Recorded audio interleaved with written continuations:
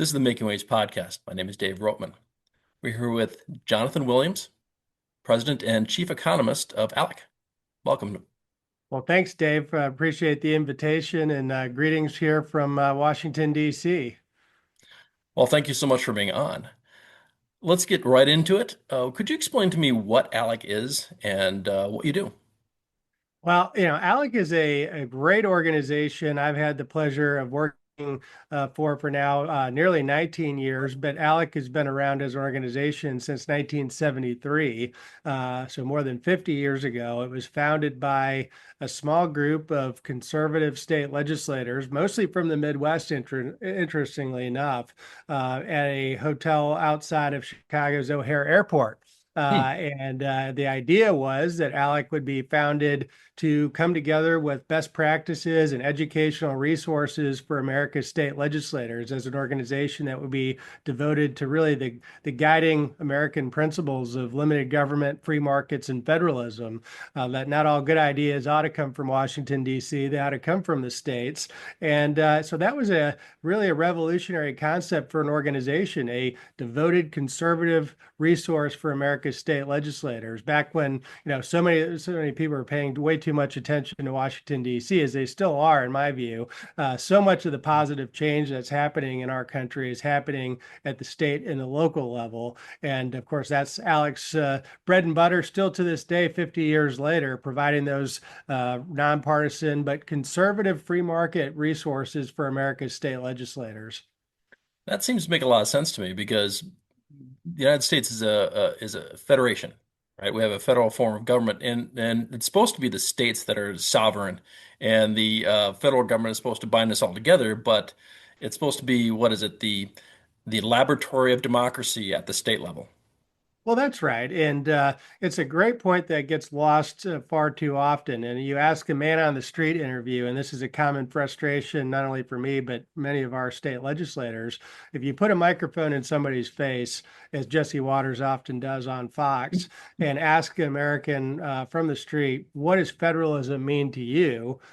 People generally have this clueless expression on their face, or they'll come back even worse with the idea that federalism means more federal control of something. When, of course, when you read the Mhm. founding documents, and in a year such as this, with America celebrating our 250th birthday, I think it's incumbent on all of us to go back and reread those founding documents, the Declaration, the Constitution, and then, of course, to the Bill of Rights of the Constitution gets directly to this point in the 10th Amendment, which was those things not given to the federal government should be reserved for the states and the people of the states. And that, of course, is the founders' idea of federalism. And the great Ronald Reagan reminds us often that the federal government did not create the states created the federal government. And if That's right. there's one thing that we need to just challenge people's prevailing wisdom on nationally, it is, what do we want that balance of power to look like between the federal, state, and local level? Where do we get the most accountable, effective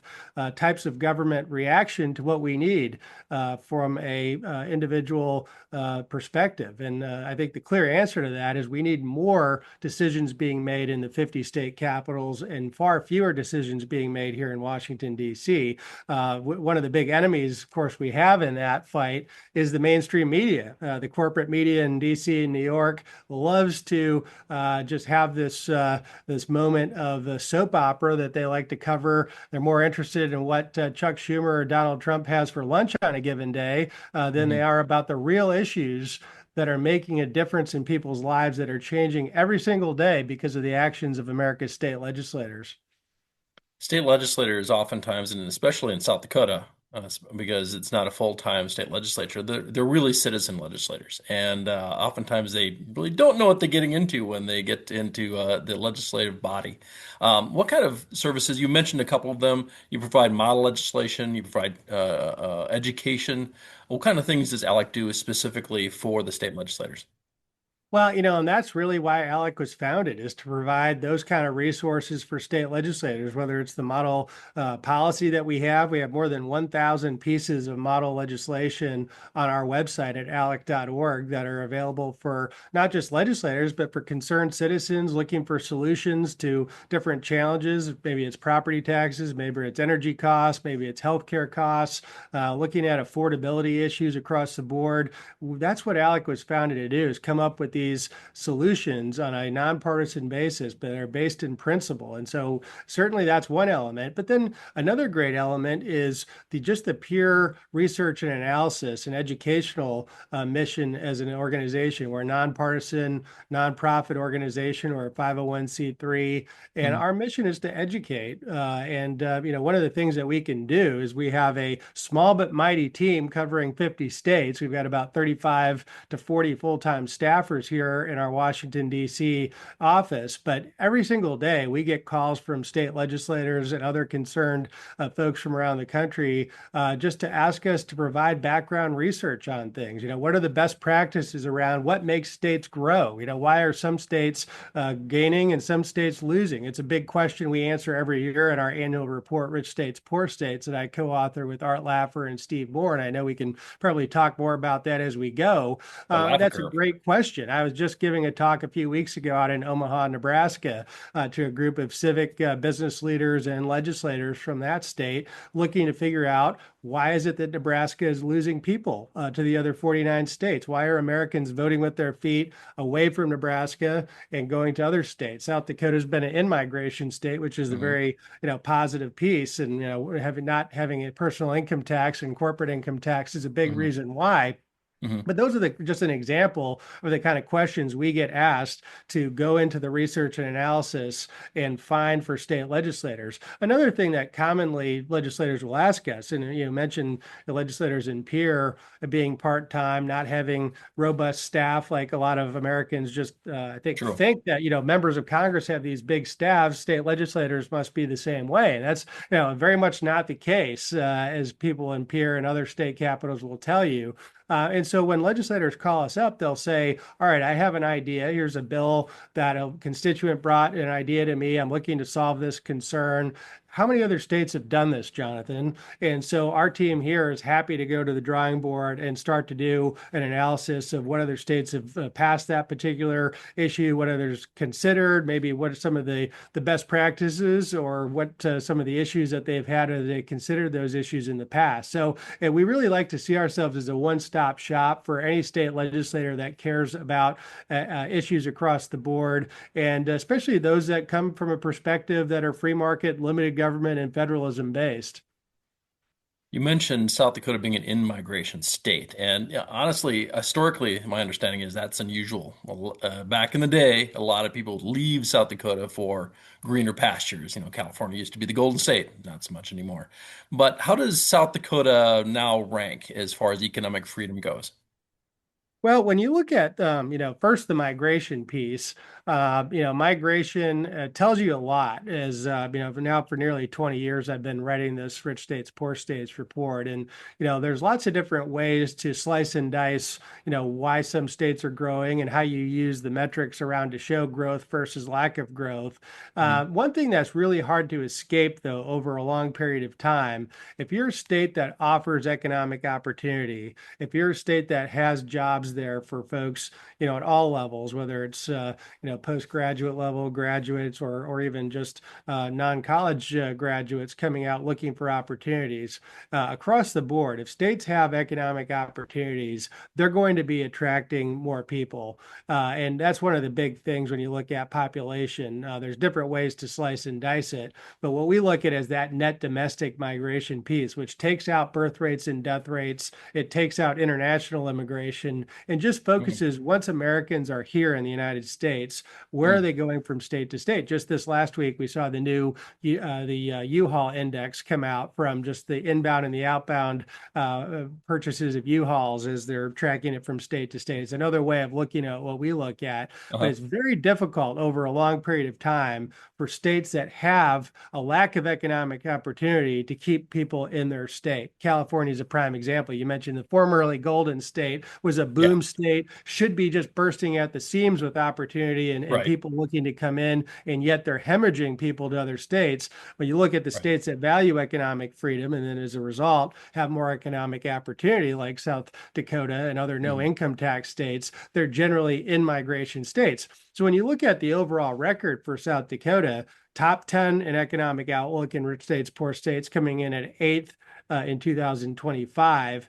So that's a lot to celebrate being top 10 state. But I think as you and I would agree, Dave, you can do better than that. As being a no income tax state on personal and corporate, there's lots of big things that you have going for you as a state. And it should be mentioned, looking back now nearly 20 years, South Dakota started out as the second best economic outlook state in the country back about 20 years ago. And so you can fall behind by standing still in some cases because there's a lot of Mhm. states that are looking at the success stories of the no income tax states and are looking to be more like that. And so it's Mhm. very easy to fall behind, even if you're not doing anything wrong per se. Hmm. Yeah, we can do better. What projects are you working on? I understand that transparency in government is one of the major issues all over the country. What does that look like in South Dakota? Well, it sure is. Transparency in government, the affordability topics across the board, and kind of tying those two things together, you get, I think, as I travel to 50 states, I'm usually in about 30, 35 states a year. And now for the last couple of years, I ask legislators, what is the biggest problem that you're hearing about from your constituents?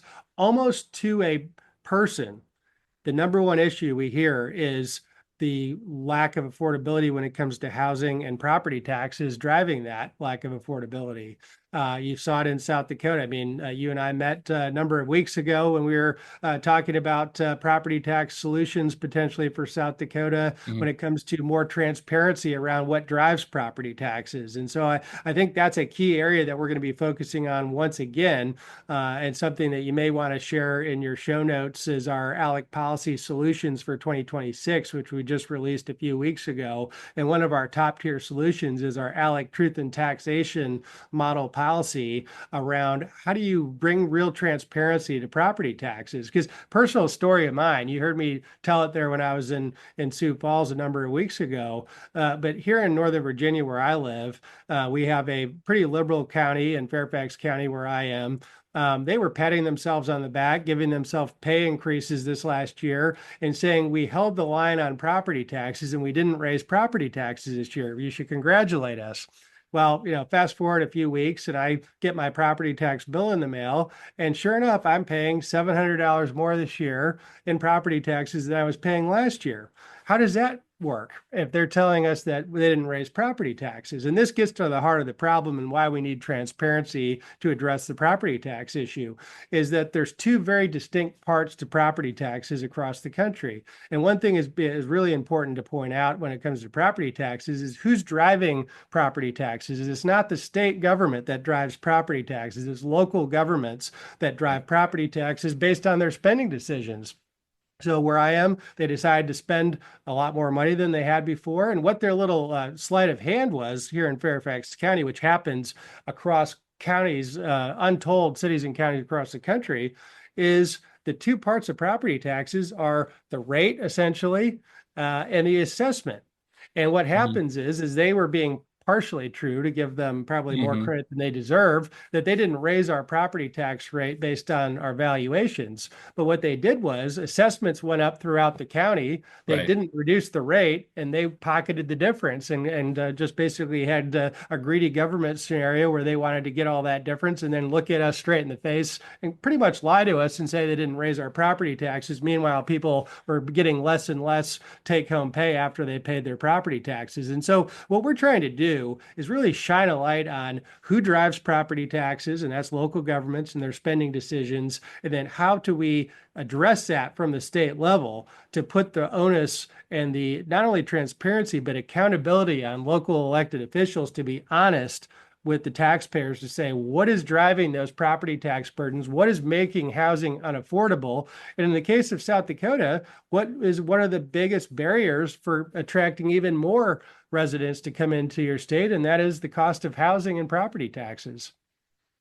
Well, that's a fair point. I know that my property taxes have skyrocketed the past few years, and again, it's not it's the assessments that's going up. I tell folks that maybe they should show up at their equalization board meeting if they want that to stop going up so much. But what other issues do you see statewide but nationwide at the state level? Well, I think there's one of the other big issues that we just see every single day across the country is the need for more affordable, reliable energy. Mm, That's something that is state by state. Whether you're talking about data centers and AI and hmm the need for demand for especially electricity going through the roof in recent years, to some of the more liberal states, frankly, that have put up barriers to energy, whether it's following this radical ESG agenda to try to really have a choke point on new funding going to more reliable and affordable types of energy, like anything fossil fuel based, or even kind of the left wing hatred of nuclear energy or other things that could provide us with that affordable, reliable energy that we need. We have an entire task force here at ALEC devoted to energy, environment, and agriculture issues. And so tons of new ideas coming from ALEC on that perspective. But I think the basic level is, we must control costs. We have to increase supply. And, it's not just a domestic concern. I think this is really a national security challenge and a pacing challenge to our competitors in China and other places that, America does need that affordable, reliable energy. And we need to be able to produce it here in the United States. And whether that is meaning more oil and gas exploration. I know the Trump administration, I've had a chance to meet with Secretary Wright and Secretary Burgum, of course, the North Dakota native himself, just north. But that is the approach, is how can we radically expand the footprint of affordable, reliable energy as a nation? And that's, a federal issue to some degree, but state policymakers have a lot that they can potentially do to remove barriers, whether they're regulatory barriers, or to enhance and encourage more supply generation. And so I think we have our hands full as a nation to really come and meet this challenge head on and make sure that we're doing our best to really put our best foot forward on producing that reliable, affordable energy that we need. Yeah, that's a critical issue. People are spoiled that we've had really reliable energy for many, many years, and that's not necessarily the case anymore. We have a very fragile infrastructure for our energy, and not too long ago we had that big brownout. Started in Texas, and then it just folded up north, and a lot of that has to do with the backup power plants that are gone. Federal policy back in the Obama administration. My hometown of Rock Rapids used to have a backup coal power plant. The idea was here is if they had some sort of power shortage or the ice storm took down the power lines again, they would have a backup plant for the town. And the feds made them sell it, and it was packed up and shipped to China. And there's no backup power plant in my hometown anymore. Thousands of small towns that happened to. And so we saw the effect when we had that brownout several years ago. I think it's a great point. I mean, it's really started with Operation Choke Point during the Obama administration. Certainly, then the ESG agenda, where you had Mhm. a confluence of some big corporate players like BlackRock and others that were Right. putting pressure on investors to not invest in affordable, reliable energy sources. And you have the issue of the forced retirements of some of these coal and oil generation, even nuclear facilities that still had many years left of use, hmm but then were being retired early, whether it was the pressure put on the companies and utilities to do that, or whether it was government regulation. And now we've gotten to a place, Dave, though, that we've come full circle where back home in my home state of Michigan, we're putting the Palisades facility back online, which was a nuclear facility. It's going to take them years to take it out of mothballs and put it back online at the cost of, I think, a billion plus. But hmm it's still worthwhile because we need hmm that affordable, reliable energy. Another great example, which was a real head scratcher for many, but I think it was Microsoft decided to put one of the reactors back at 3 Mile Island back online, even after the failed design of its sister reactor there. The one that they've decided to put back online there at 3 Mile Island has been, I think, deemed as being safe to hmm do. And if companies are going to that extent to put nuclear back online that had been taken offline, I think it shows the scope of the issues that we really need to address. Inexpensive, affordable energy is really important, especially for economic development, but also just for working class people. It really, expensive energy hurts the poor the worst. Because they can't get to the jobs, they have more difficulty heating their homes. So it really is important for all of society, especially people with lower incomes, to have inexpensive and affordable energy. Well, no doubt. And same thing with property taxes. It hits people Yeah, with fixed income some of the hardest. You hear these horror stories about widows being taxed out of their homes that they right, had been in for 50 or 60 years, and they're living on a fixed income and can't keep up with these massive assessments that are being right, levied. So, I mean, yeah, some of these big government policies and high taxes and regulatory issues, being promoted by those that like to talk a good game of supporting the middle class or the poor, but we're seeing the results being exactly the opposite of that. Are there any other issues you'd like to discuss about nationwide, what's happening at the state level?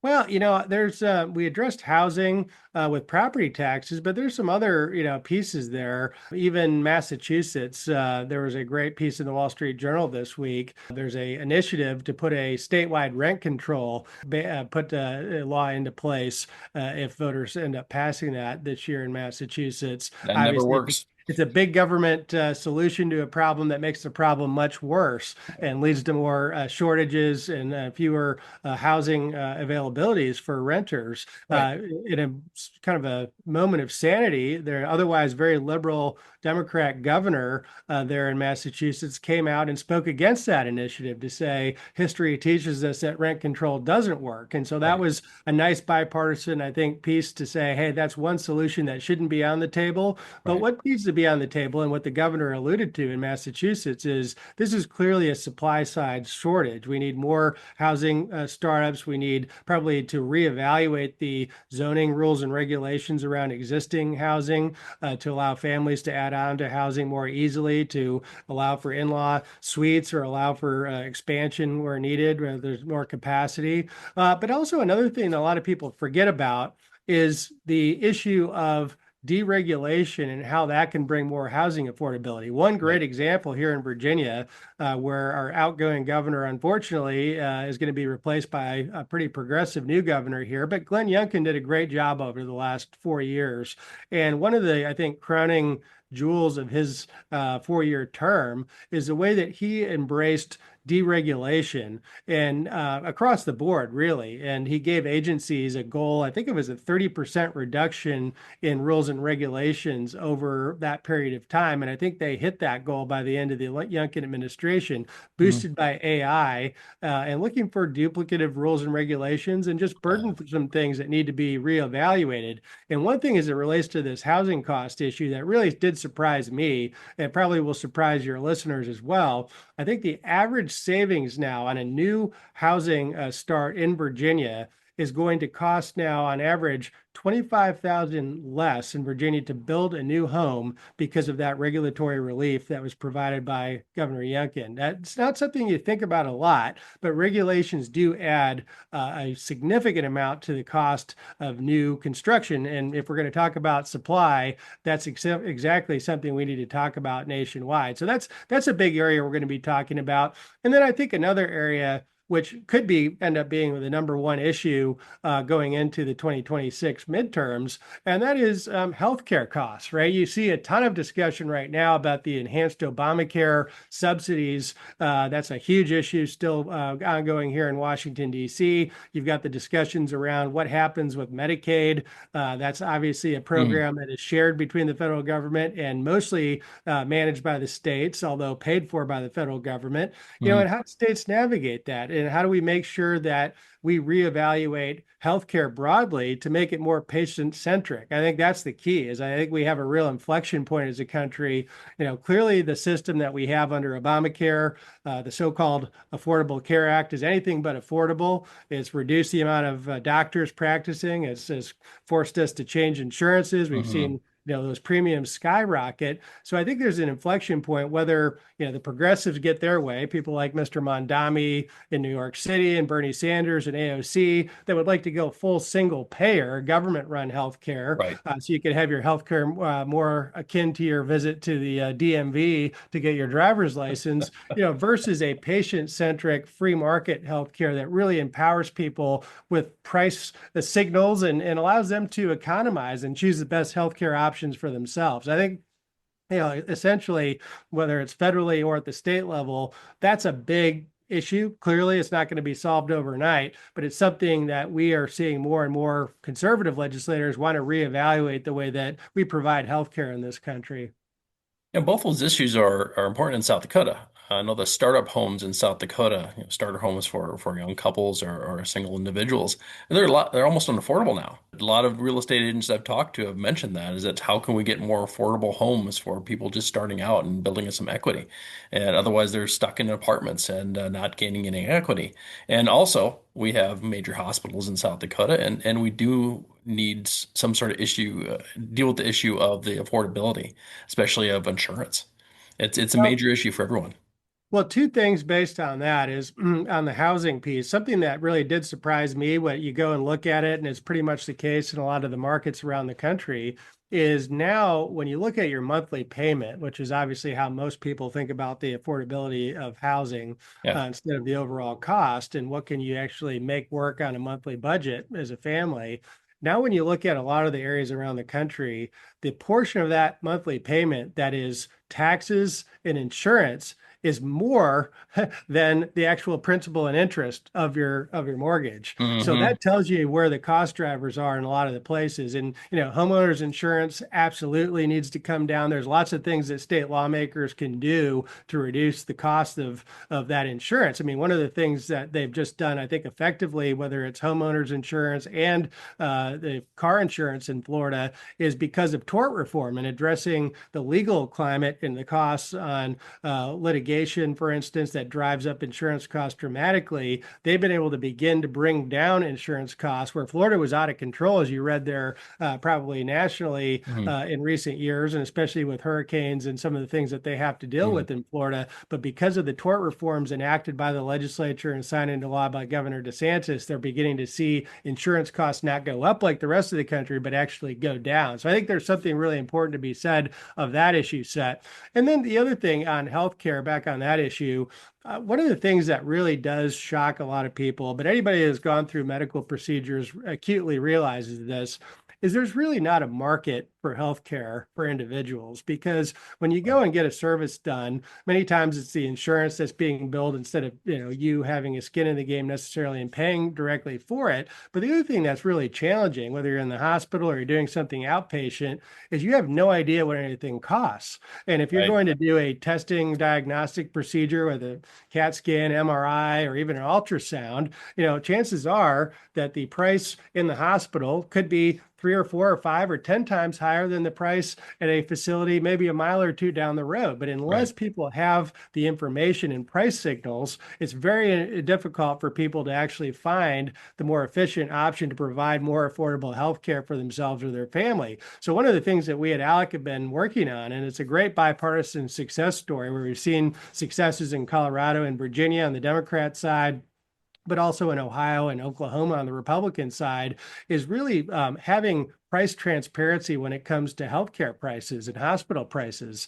Hospitals fight this tooth and nail a lot of the Yeah. times. They don't want to have that new requirement to put out prices, kind of as you would see on Mhm. a menu at a restaurant or somewhere else. But at the end of the day, when you look at think about markets, it's impossible to have a functioning market with something unless you have price signals, right? That's kind of the Right. basics of economics 101. And if we don't give people the chance to take ownership over their own health care, I don't think we're going to have a chance at bringing more individualized health options for people. And we're going to end up, unfortunately, if we don't succeed at this, we're going to go that single payer route nationally that Bernie Sanders and AOC want to go. And I think when you Right. look at how it's played out in the UK or Canada or other countries that have gone down that route, that's not something that we as Americans should certainly want to go. No, I don't want the NHS or Canadian healthcare system.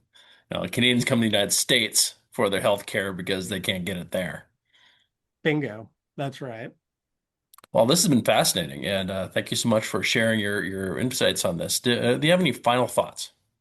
Well, I think, we've got a remarkable opportunity to continue to make a difference, whether the mainstream media pays any attention to what's happening at the state level or not, whether it's economic freedom and states cutting taxes, removing regulations, whether it's healthcare transparency, property taxes and housing costs, or just this really incredible moment that we all have to shine the spotlight on our American founding at 250 years as a country on July 4th, 2026. We saw early celebrations of it here just this week at the Washington Monument here in Washington, D.C., with what President Trump was able to do. But I think, Mhm. taking this moment to really, as a nation, relearn those basic lessons of, why was it that we were founded the way we were? Why is our Constitution so unique and our Declaration so unique? What did they want that was different in America? And it was decentralized control was a key theme of that. And how do we make sure that we continue to educate not only our state policymakers who are well versed in this, but concerned citizens all across the country of those things that make America great? And one of those things is decisions should not all be made here in Washington, D.C. They need to continue to be made by the innovators, the laboratories of democracy in the 50 states. If we don't tell that message in this, I think, really momentous this year of 250, shame on us. But we at ALEC are going to continue to tell that story. And we're really excited to continue as an organization, 53 plus years in now, providing those resources for America's state legislators. Inspiring stuff. Well, Thank you so we think much. so, but thank you for the opportunity to talk about it today. Thank you so much. This has been the Making Waves podcast. My name is Dave Ropeman. We've been here with Jonathan Williams, President and Chief Economist of ALEC.